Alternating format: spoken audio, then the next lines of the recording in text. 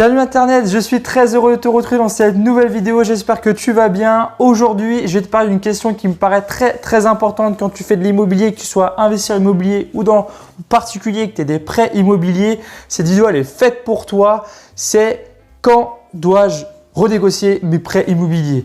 Avant ça, je t'invite à t'abonner d'une part à la chaîne et à cliquer sur la petite cloche d'une notification pour ne rien louper des prochaines vidéos à venir. Et aussi, aller dans la description de cette vidéo, tu auras un petit lien que tu cliques dessus pour remplir mon formulaire et recevoir toutes mes astuces immobilières mises à jour directement par mail.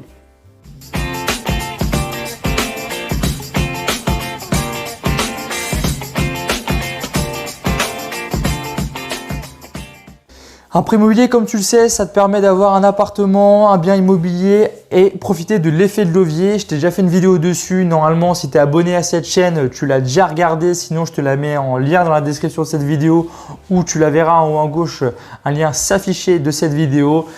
Mais voilà, tu connais normalement l'effet de levier. Tu sais à quel point c'est important de faire des prêts immobiliers dans l'immobilier pour acquérir des biens immobiliers. Mais tu en as fait plein, tu en as fait un ou plusieurs et tu arrives à un moment où tu te dis « Attends.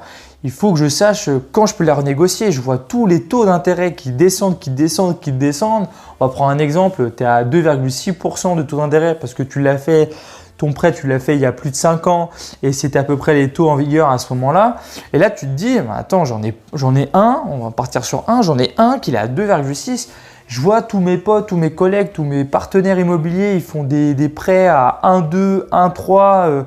Même en ce moment, il y en a 0,9 qui apparaissent. Même en Allemagne, il y en a qui sont négatifs. Donc, ça commence à vraiment baisser à fond. Tu pourrais te poser cette question. Comment je peux savoir si c'est avantageux ou non de renégocier mon prêt immobilier? Mais je vais te répondre à cette question tout de suite. Donc, tu as 3 conditions hyper importantes à savoir et qui te permettent de savoir si vraiment ton profil est possible pour renégocier ton prêt immobilier. Sinon, ça ne sert à rien d'engager des frais parce que ça va t'engager quand même quelques petits frais de dossier au niveau de ta banque, au niveau d'un courtier pour trouver un prêt immobilier.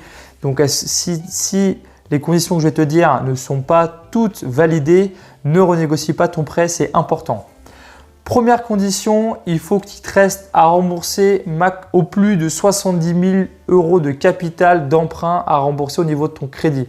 Ça veut dire quoi? Ça veut dire que si il te reste plus de 70 000 €, c'est-à-dire imaginons il te reste 82 000 €, on va dire, on s'en fout du chiffre, 90 000 € à rembourser au niveau de ton crédit, tu remplis la première condition, bravo à toi. Mais il t'en reste 2 et je vais te les expliquer tout de suite. La deuxième condition, la nuance, il faut la comprendre, c'est qu'il faut que tu sois dans la première moitié de ton crédit. Ça veut dire quoi? Si on prend un exemple où tu as fait un crédit de 200 000 €. D'accord? Il te reste 82 000 € à rembourser. La première condition, tu l'as remplie à 70 000 €, mais tu es déjà dans ta deuxième partie de crédit. Tu es en dessous des 100 000, parce que si tu divises par 200 000, ça fait 100 000 et 100 000. Tu as déjà remboursé plus de 100 000 €, donc ta première partie de crédit est déjà remboursée. Donc, dans le cas de notre exemple où tu as un prêt à 200 000 € de base et il ne te reste que 82 000 €, oui, tu remplis la première condition, mais pas la deuxième. Pour remplir la deuxième, il faudrait que tu sois à hauteur de plus de 100 000 € de capital encore à rembourser au niveau de ton crédit. Et là, tu ferais partie de ta première partie de remboursement de crédit et tu validerais la deuxième condition. Donc, n'oublie pas, la deuxième condition, c'est qu'il faut être dans ta première partie de capital à rembourser au niveau de ton crédit. Et la dernière condition qui est la plus facile à savoir directement au niveau de l'environnement des taux d'intérêt du moment, c'est qu'il faut que la différence de ton taux d'intérêt à toi et ceux du moment soit entre 0,7% et 1% de différence. Donc, si tu as fait dans notre exemple un crédit à 200 000 € avec un taux de 2,6, on peut dire qu'aujourd'hui où les crédits sont entre 1,2 et 1,6 pour être assez large, on va dire, tu peux faire ta renégociation. Tu rentres vraiment dans la validation de cette dernière condition qui est qu'il faut que tu sois entre 0,7% et 1% de différence vers le bas. Évidemment, vers le haut, ça ne sert à rien, mais vers le bas de ton crédit. Donc là, un taux à 2,6%, si tu peux renégocier ton crédit avec un taux à 1,2%, c'est l'idéal, tu peux le faire. Donc on va résumer les 3 conditions. Première, avoir 70 000 € de capital à rembourser encore, d'accord, dans ton crédit. Deuxième condition, être dans ta première moitié de crédit à rembourser. Et dernière condition, et la troisième et dernière condition, c'est baisser ton taux, d'avoir un taux préférentiel qui est entre 0,7 et 1% de moins de ton crédit actuel. Si on prend notre exemple, les conditions qui permettent de l'avoir, c'est donc ton crédit à 200 000 € à un taux à 2,6%, c'est de trouver un crédit inférieur ou max 1,6%. Donc si tu trouves un crédit à 1,5%, qu'il te reste encore plus de 100 000 € à rembourser pour être dans la deuxième condition qui est d'être dans la première partie de ton crédit à rembourser. Et la troisième condition qui est qu'il faut que tu aies plus de 70 000 €. Donc si tu as encore plus de 100 000 € à rembourser, tu rentres inévitablement dans la troisième condition qui est d'avoir 70 000 € de capital encore à rembourser. Maintenant, tu connais les conditions. On va partir du principe que tu es dans le cas où tu peux renégocier ton prêt immobilier. Et dans ce cas-là, au niveau de ta nouvelle banque ou en tout cas la banque où tu fais ton prêt immobilier, tu as deux options qui s'offrent à toi à ce moment-là. D'une part, soit tu décides de garder ton nombre d'années de crédit et du coup de réduire tes mensualités, soit l'inverse. Soit tu veux garder tes mensualités que tu avais maintenant et tu réduis tes années de crédit. Pourquoi? Parce que tout simplement, ton capital n'est plus le même. Donc, si tu gardes un des deux critères de ton crédit d'avant, l'autre baisse forcément, c'est obligé. C'est-à-dire que si tu avais 200 000 € sur un crédit, tout simplement, on va dire que tu remboursais 500 € par mois, c'est complètement faux ce que je te dis, mais c'est pour un exemple précis, d'accord? On va dire que tu remboursais 500 € par mois sur 26 ans. Tu choisis de garder 26 ans de crédit.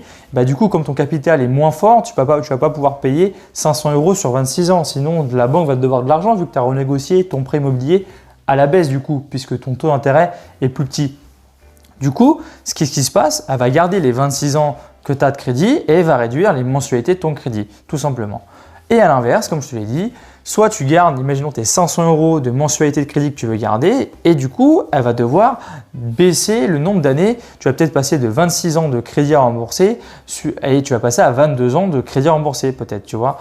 Donc, tu as vraiment ces deux options. Soit tu gardes ta mensualité de crédit, soit tu gardes ton nombre d'années de crédit à rembourser et ça joue sur les deux. Personnellement, si je peux te donner mon opinion et par rapport à tous mes coachings et à mon expérience, quand tu es investisseur immobilier, c'est plus avantageux pour toi de garder le nombre d'années le plus grand possible et réduire au maximum tes mensualités parce que tu vas profiter encore plus de l'effet de levier. Je t'ai déjà fait une vidéo dessus, elle sera en haut à droite dans la vidéo. Mais tu vas encore plus profiter de l'effet de levier. Et pourquoi? Parce que du coup, tes mensualités vont être moins fortes, mais ton loyer est toujours le même au niveau de ton appartement. Du coup, ton cash flow va être encore plus grand grâce à cette renégociation de crédit. Et dans le deuxième cas, il est plus avantageux pour quelqu'un qui a une résidence principale, en particulier par exemple, ou toi aussi investisseur, si tu as fait ton crédit sur une résidence principale, tu as du coup, ça ne sert à rien, tu ne vas pas générer de cash flow. Donc, quand tu ne génères pas de cash flow sur un appartement et c'est souvent une résidence principale, alors là, que tu sois particulier ou investisseur, alors là, vaut mieux utiliser la deuxième option qui est de rembourser au plus vite ton crédit pour pouvoir avoir ton bien et plus avoir de crédit dessus tout simplement. Donc, vaut mieux garder tes mensualités que tu avais déjà, que tu as l'habitude de payer et réduire tes années de crédit. Voilà, cette vidéo touche à sa fin. J'espère vraiment, elle est très courte cette vidéo aussi. En ce moment, j'en fais des courtes parce que je veux cibler plus des petites infos que tu vas pouvoir piocher à droite à gauche dans ma chaîne YouTube. Et du coup, je t'invite vraiment à t'abonner à la chaîne et à cliquer sur la petite cloche de notification pour rien louper des prochaines vidéos et revoir celles qui peuvent t'intéresser ou pas. C'est pour ça que je fais des vidéos très très courtes, mais j'espère vraiment qu'elle va pouvoir t'aider et à savoir si maintenant, toi, tu peux renégocier ton crédit ou non. Et je t'invite aussi à commenter, liker et partager cette vidéo tout autour de toi car n'oublie pas Internet que c'est toi qui vivre la chaîne.